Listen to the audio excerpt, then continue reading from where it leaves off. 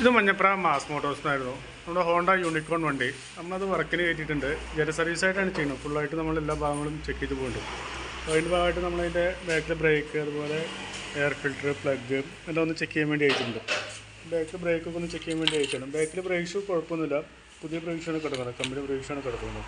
നിലവിൽ വേറെ കംപ്ലൈൻ്റ് ഒന്നുമില്ല. ഫുള്ളായിട്ടൊന്ന് അയച്ച് ക്ലീൻ ചെയ്താൽ മതി. ക്യാമൊക്കെ ഒന്ന് അയച്ച് ഗ്രീസ് ചെയ്ത് ഫുള്ളായിട്ടൊന്ന് ക്ലീൻ ചെയ്തെടുക്കും. നിലവിൽ വേറെ കുഴപ്പമൊന്നുമില്ല. അതുപോലെ വീൽ ഡാമ്പർ ആയാലും നിലവിൽ വേറെ കംപ്ലൈൻ്റ് ഒന്നും കാണിക്കുന്നില്ല.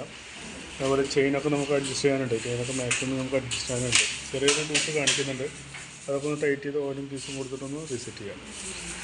പിന്നെ അതുപോലെ തന്നെ നമ്മളതിൻ്റെ എയർ ഫിൽറ്ററൊക്കെ ഒന്ന് ചെക്ക് ചെയ്യാൻ വേണ്ടി അയച്ചാണ്. എയർ ഫിൽറ്റർ ആയാലും നല്ല ഫിൽറ്ററാണ്. നിലവിൽ വേറെ കംപ്ലൈൻ്റ് ഒന്നുമില്ല. പുതിയ ഫിൽറ്റർ കിടക്കുന്നത്. അപ്പോൾ അത് ക്ലീൻ ചെയ്തിട്ടാൽ മതി. അതുപോലെ പ്ലഗ് ആയാലും നിലവിൽ വേറെ കുഴപ്പമൊന്നും കാണിക്കുന്നില്ല. പ്ലഗ് നമുക്കത് ക്ലീൻ ചെയ്തിട്ടാം. നമ്മളതിൻ്റെ ബാറ്ററി ഒന്ന് ചെക്ക് ചെയ്യാൻ വേണ്ടി അയച്ചാണ്. ബാറ്ററി ഇരിക്കുന്നത് എക്സൈഡ് പറഞ്ഞൊരു കമ്പനിയുടെ ബാറ്ററിയാണ് ഇരിക്കുന്നത്. നിലവിൽ സെൽഫൊക്കെ വർക്കിംഗ് ആണ്. എന്നാൽ പോലും ബാറ്ററിക്ക് വല്ല കംപ്ലൈൻറ്റ് ഉണ്ടോ കൂടി നമ്മൾ ചെക്ക് ചെയ്ത് പോകുന്നുണ്ട്.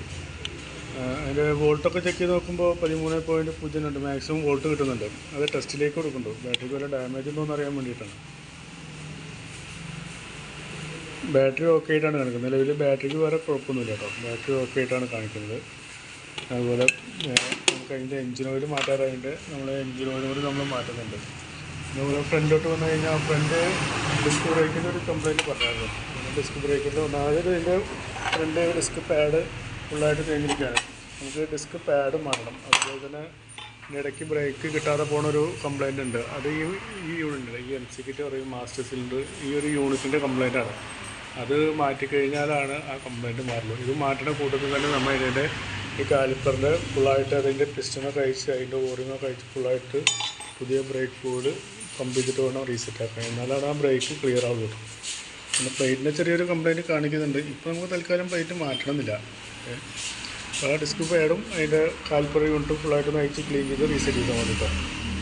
പിന്നെ വേറെ കുറേത്തൊക്കെ വേറെ കംപ്ലൈൻറ്റ്സ് ഒന്നുമില്ല. പിന്നെ മൈലേജിൻ്റെ ഒരു കംപ്ലൈൻറ്റ് പറഞ്ഞിരുന്നു. അത് ഇപ്പോൾ നമുക്കിതിൽ എയർ ഫിൽറ്ററും പ്ലഗൊക്കെ പുതിയതാണ് കിടക്കുന്നത്. അപ്പോൾ നമുക്കൊന്ന് ട്യൂണിങ് ചെയ്ത് നോക്കാം. റിപ്പീറ്റും മൈലേജിൻ്റെ വല്ല പ്രോബ്ലം കാണിക്കുകയെന്നുണ്ടെങ്കിൽ നമുക്ക് ഓരോ 30,000 കിലോമീറ്ററിൽ നമുക്ക് ഹെഡ് ഡീകാർബണേഷൻ ചെയ്യാമെന്ന് പറഞ്ഞൊരു പ്രോസസ്സിങ് ഉണ്ട്. അതുകൊണ്ട് ഹെഡിൽ കരി കുത്തി കളയുക.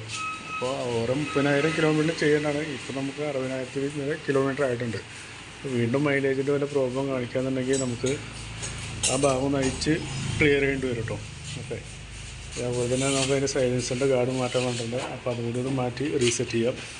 പിന്നെ ബാക്കിലൊരു ഇൻഡിക്കേറ്റർ പൊട്ടിക്കിടക്കുന്നുണ്ട്. അപ്പോൾ അതുകൂടി ഒന്ന് മാറ്റിയിട്ടൊന്ന് ക്ലിയർ ചെയ്യാം കേട്ടോ. പിന്നെ ഹാൻഡിലിൻ്റെ ഒരു ഷേക്ക് പറഞ്ഞിട്ടുണ്ട്. അതിൻ്റെ റബ്ബറിൻ്റെ കംപ്ലൈൻറ്റാണ്. അതുകൂടി ഒന്ന് മാറ്റി ക്ലിയർ ചെയ്യാം. അപ്പോൾ ഇത്രയും ചെയ്ത് വരണമെന്നുള്ളൊരു വർക്കിൻ്റെ ഒരു എസ്റ്റിമേറ്റ് പറയാം. ഫ്രണ്ട് ഡിസ്കിൻ്റെ വർക്കിൻ്റെ അടക്കമുള്ള ഒരു എസ്റ്റിമേറ്റ് പറയാം. നോക്കിയിട്ടൊന്ന് റിപ്ലൈ ചെയ്താൽ മതി. ഓക്കെ.